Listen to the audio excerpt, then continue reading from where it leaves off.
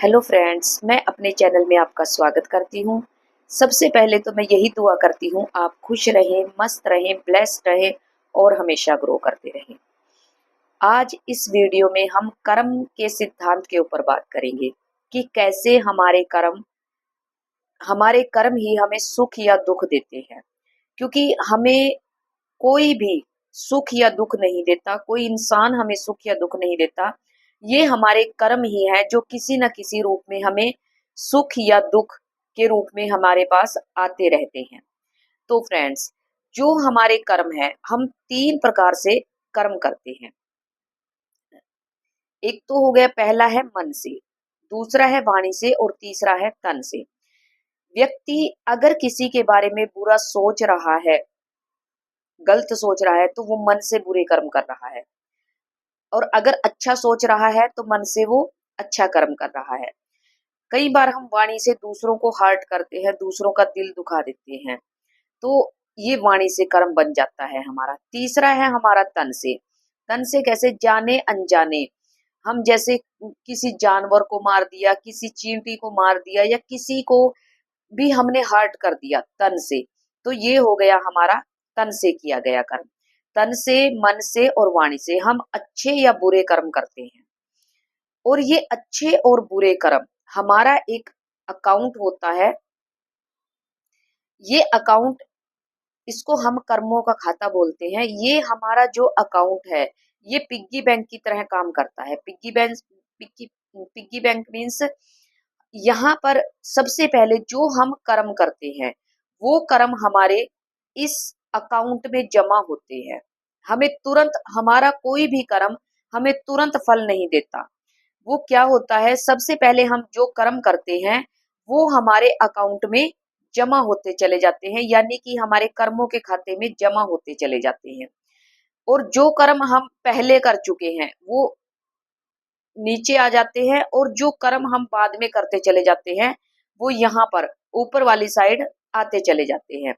और जो हमारा कर्मों का खाता है, वो एक पिग्गी बैंक की तरह है। पिग्गी बैंक की तरह कैसे? ऊपर से हम डालते जाते हैं और नीचे जो पुराने कर्म है वो हमारे पास सुख या दुख के रूप में आते चले जाते हैं।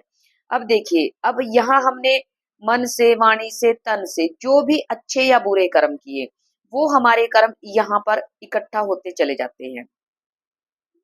अब जैसे जैसे जिसकी बारी आती चली जाती है, वो हमारी लाइफ में सुख या दुख बनकर आता रहता है।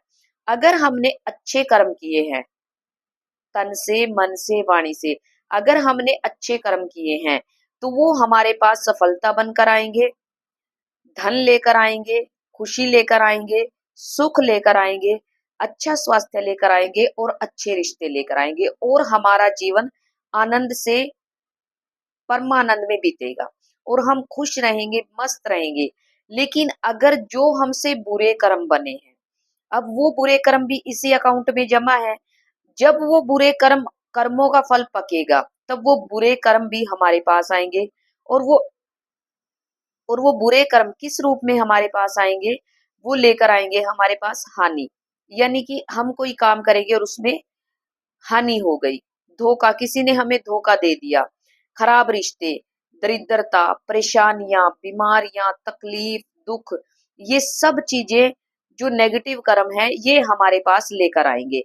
और फिर जब हम इनको भोगते हैं, तो हम सोचते हैं कि ये हमें कोई व्यक्ति या किसी इंसान के जरिए मिल रहे हैं। लेकिन फ्रेंड्स, हमें कोई भी व्यक्ति, कोई भी इंसान हमें दुख ना कोई भी इंसान हमें दुख नहीं दे सकता, क्योंकि किसी भी इंसान के बस में नहीं है किसी को दुख या सुख देना। ये हमारे कर्म ही होते हैं जो हमारे पास पहुंचाए जाते हैं, या यूं कह लो, ऑर्डर हमने दिया हुआ है, सुख का या दुख का ऑर्डर हमने दिया हुआ है। जो भी व्यक्ति हमें सुख या दुख दे रहा है, वो सिर्फ एक पोस्टमैन का काम कर रहा है, या आप यूं बोल लो कि वो व्यक्ति सिर्फ ऑर्डर पहुंचाने का कार्य कर रहा है।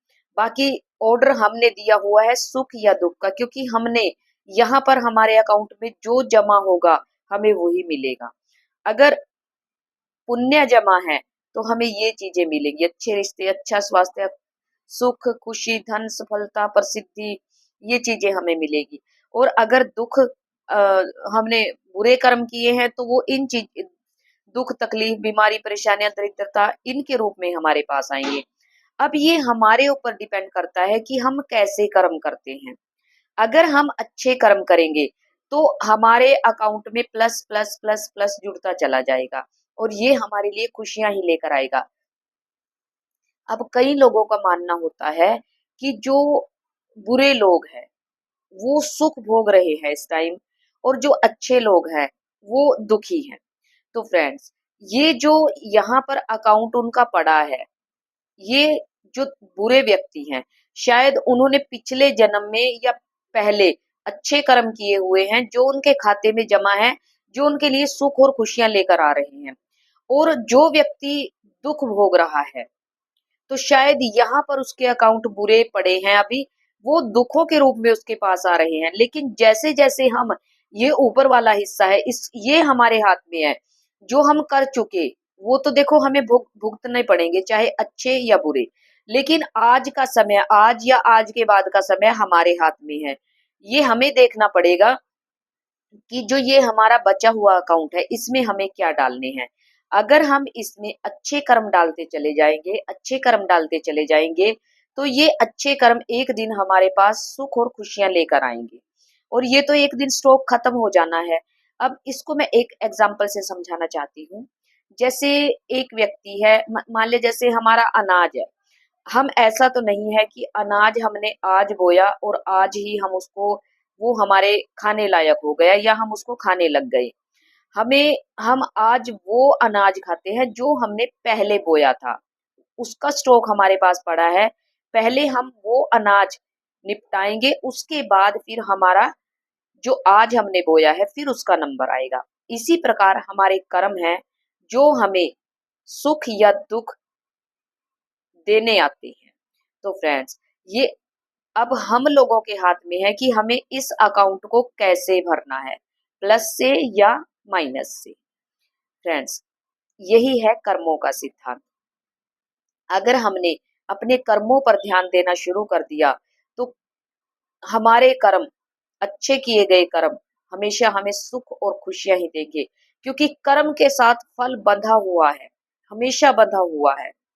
तो इसलिए अच्छे कर्म करते चलिए और अपने जीवन को खुशियों और सुखों से भर लीजिए। आज के लिए इतना ही। अगर मेरी वीडियो आपको अच्छी लगी हो तो प्लीज कमेंट बॉक्स में जरूर बताना, और अगर अच्छी लगी तो लाइक और शेयर करना ना भूलना। और अगर अभी तक आपने मेरे चैनल को सब्सक्राइब नहीं किया है तो ऐसे ही वीडियोस देखने के लिए आप मेरे चैनल को आज और अभी सब्सक्राइब भी कर लीजिएगा। Thank you very much.